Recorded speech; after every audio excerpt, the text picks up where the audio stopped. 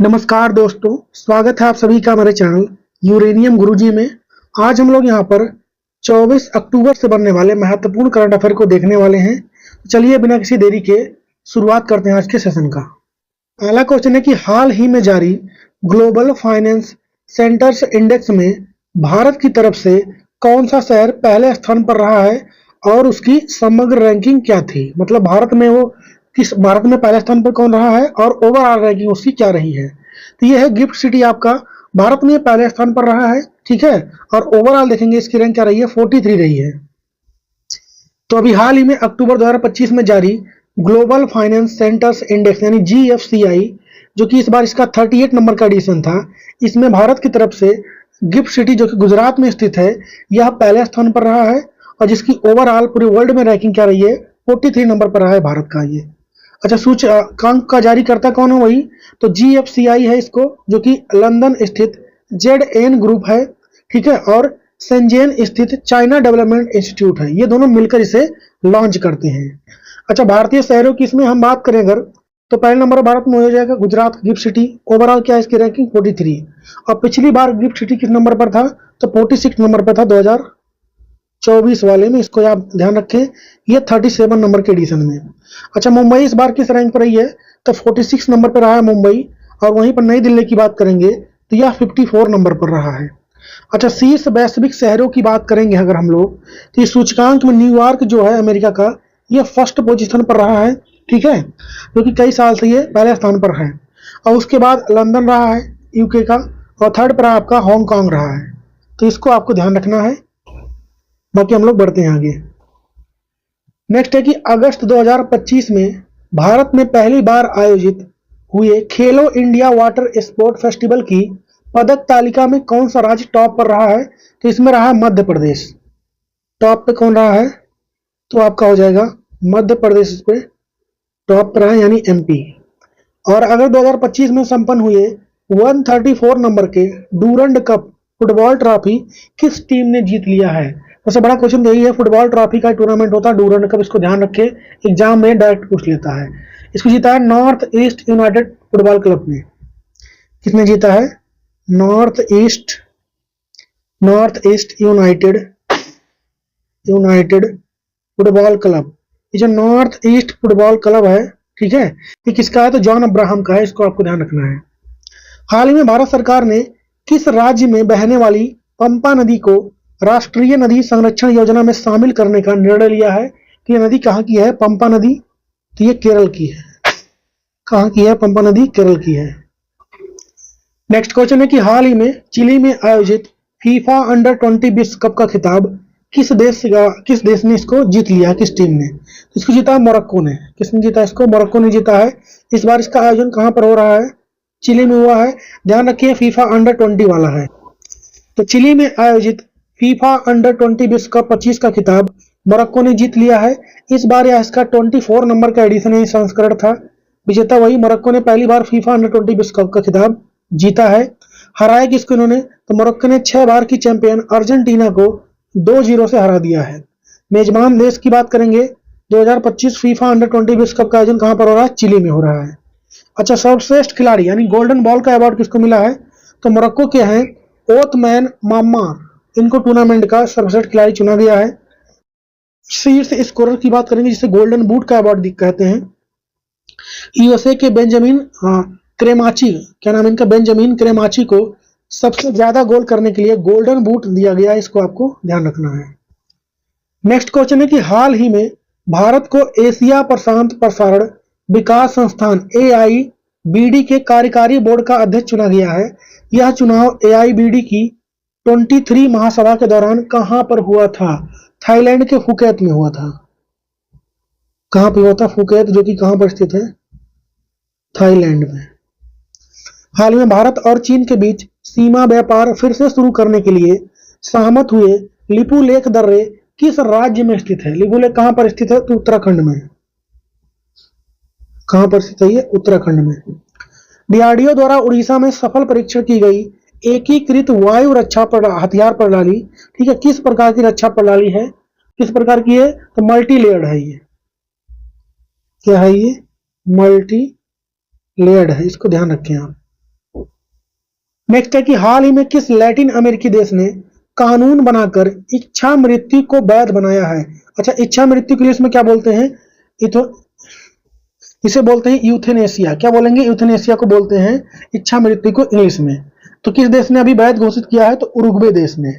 अच्छा, होता है इसमें क्या, जैसे मान लो कोई बीमार है, ऐसी बीमारी हो गई है जो पता है हमें अब नहीं सही हो सकती है, मर ही जाएंगे मतलब कोई, और उसमें दर्द वगैरह बहुत ज्यादा हो रहा है, तकलीफ से गुजर रहे हैं आप, ऐसे कंडीशनों में आप इच्छा मृत्यु ले सकते हैं। ऐसा कानून बनाया गया है किस देश में? उरुग्वे। तो उरुग्वे पहला देश, उरुग्वे पहला लैटिन अमेरिकी देश है जिसने कानून बनाकर इच्छा मृत्यु कानूनी मान्यता प्रदान कर दी है। कानून का नाम की बात करेंगे, इस कानून का नाम क्या दिया गया है? तो उरुग्वे के सीनेट ने गरिमापूर्ण मृत्यु विधेयक यानी डिग्निफाइड डेथ बिल, इसको मंजूरी दिया है। इसका नाम है ये।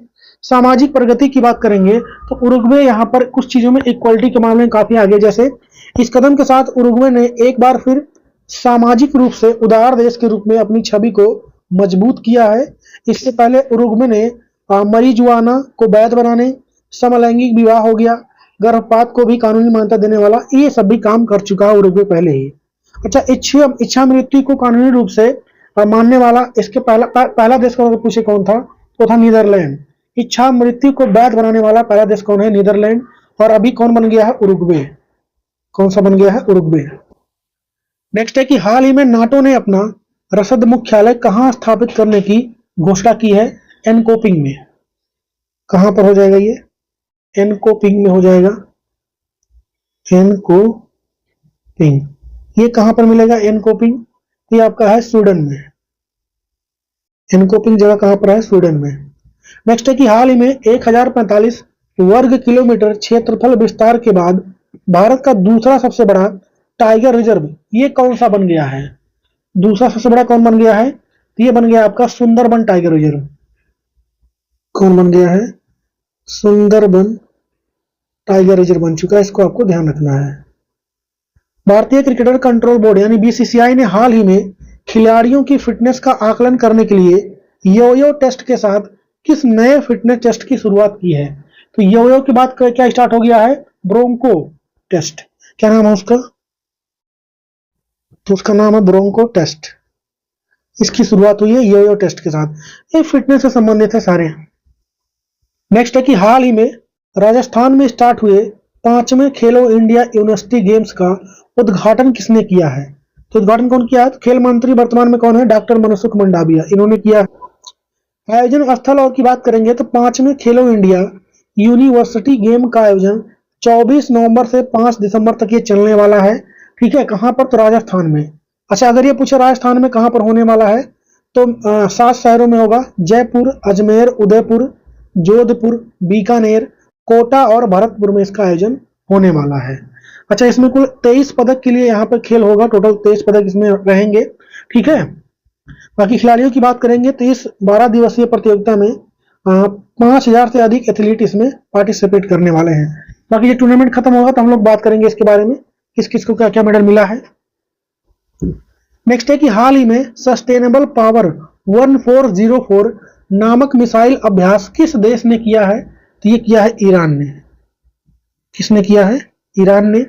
हाल ही में जारी एडीआर की रिपोर्ट के अनुसार किस मुख्यमंत्री के खिलाफ सबसे ज्यादा आपराधिक मामले दर्ज हैं? तो किस खिलाफ दर्ज हैं? किस मुख्यमंत्री? रेवंत रेड्डी। कौन हो जाएंगे ये? रेवंत रेड्डी। हाल ही में किस देश ने अंतरराष्ट्रीय बिग कैट अलायंस में आधिकारिक तौर पर शामिल होकर एक नया सदस्य बन चुका है? ये तो नेपाल अभी हाल ही में इसमें शामिल हुआ है। अगला क्वेश्चन है कि हाल ही में कटी बिहू महोत्सव का आयोजन ये कहां पर हुआ है?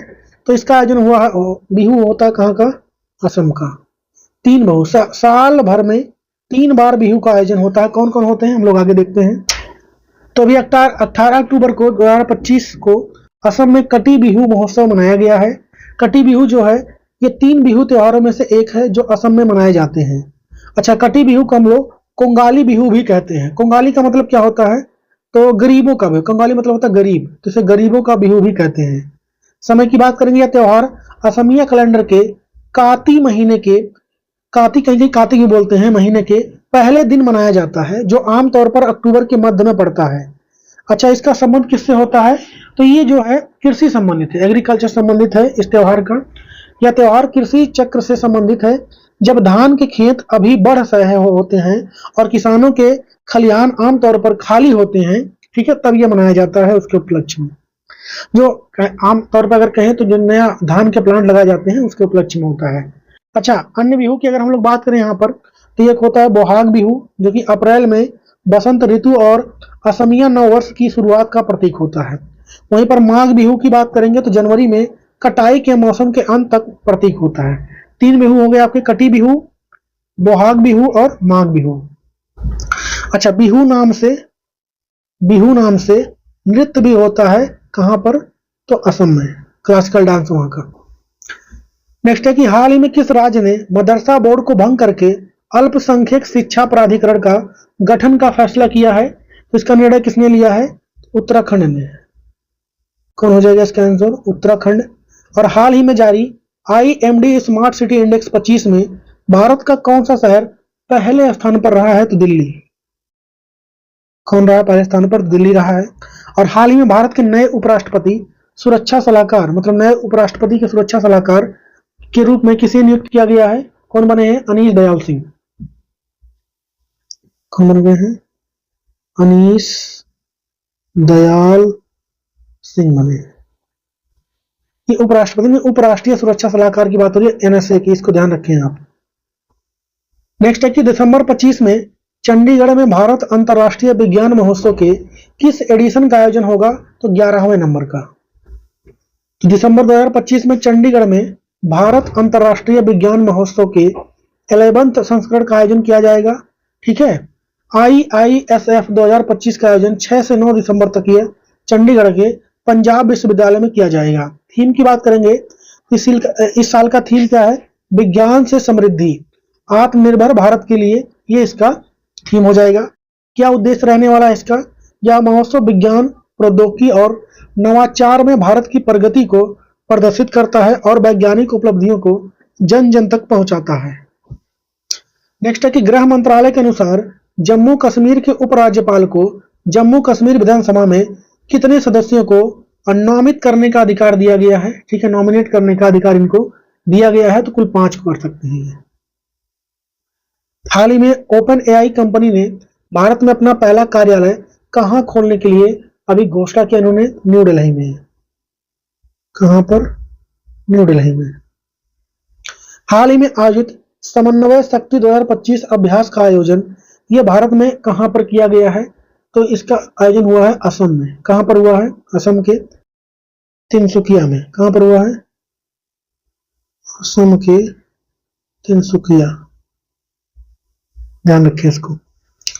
नेक्स्ट क्वेश्चन है कि हाल ही में मलेशिया में आयोजित सुल्तान ऑफ जौहर कप, ठीक है, 2025 में भारत ने कौन सा पदक जीता है? यहाँ पर भारत ने यहाँ पर जीता है रजत पदक, यानी सिल्वर मेडल। तो हाल ही में मलेशिया में आयोजित सुल्तान ऑफ जौहर कप 25 में भारत ने रजत पदक यानी सिल्वर मेडल जीता है। फाइनल मुकाबले में भारत को ऑस्ट्रेलिया से 2-1 से हार का सामना करना पड़ा। इस बार यह 13वें नंबर का था। सुल्तान ऑफ जौहर कप पुरुष जूनियर हॉकी का एक अंतरराष्ट्रीय टूर्नामेंट होता है। आयोजन की बात करेंगे तो यह टूर्नामेंट मलेशिया के जौहर बाहरू में आयोजित किया गया था। इस टूर्नामेंट में ऑस्ट्रेलिया विजेता रहा है और ग्रेट ब्रिटेन इसने ब्रॉन्ज मेडल जीता है। मतलब फर्स्ट पे कौन रहा है? ऑस्ट्रेलिया। सेकंड पे कौन रहा है? तो रहा है भारत। और थर्ड पे कौन रहा है? तो यूके।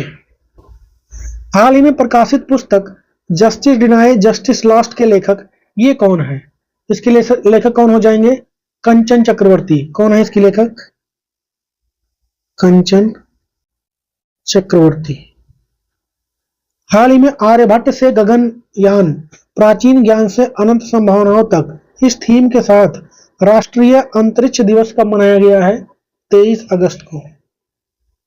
ठीक है, क्यों मनाते हैं 23 अगस्त को? क्योंकि चंद्रयान 3 जो है 23 अगस्त को पहुंचा था चंद्रमा पे। हाल ही में किसने गगनयान मिशन के लिए क्रू मॉड्यूल के पैरासूट आधारित प्रणाली का सफलतापूर्वक परीक्षण करने हेतु एकीकृत वायु ड्रॉप परीक्षण ये किया है? किसने किया है? तो इसरो ने किया है इसको।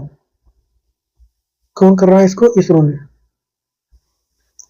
नेक्स्ट है कि हाल ही में इंडिया के पहले भारतीय MD और CEO कौन बन गए हैं? हुंडई इंडिया के तरुण गर्ग बने हैं। फोटो में आपको दिख रहे होंगे। तो हाल ही में हुंडई इंडिया के पहले भारतीय एमडी और सीईओ तरुण गर्ग बन चुके हैं। यह कंपनी 29 साल के इतिहास में पहली बार है ये जब किसी भारतीय को यह टॉप का पद मिला है। नेक्स्ट है कि हाल ही में न्यू डेवलपमेंट बैंक के नए उपाध्यक्ष के रूप में किसे नियुक्त किया गया है? राजीव रंजन को। कौन बने हैं? राजीव रंजन। हाल ही में भारत का पहला एकीकृत वैश्विक वित्तीय प्रौद्योगिकी क्षमता केंद्र किस शहर में स्थापित किया गया है? तो कहां पर किया गया है? भुवनेश्वर में। भुवनेश्वर में। हाल ही में भारतीय खाद्य सुरक्षा और मानक प्राधिकरण यानी फसाई के नए मुख्य कार्यकारी अधिकारी सीईओ के रूप में किसे नियुक्त किया गया है? ये कौन बने हैं? रजित पुनाही। कौन बने हैं? रजित पुनाहानी, ये इनका नाम है। नेक्स्ट है कि हाल ही में किस राज्य में बांस रोपण परियोजना को स्टार्ट किया गया है? ये स्टार्ट हुआ आपका तेलंगाना में। कहां पर स्टार्ट हुआ है? तेलंगाना में। तेलंगाना में बांस रोपण परियोजना अभी हाल ही में स्टार्ट हुआ है। क्या उद्देश्य रहने वाला है इसका?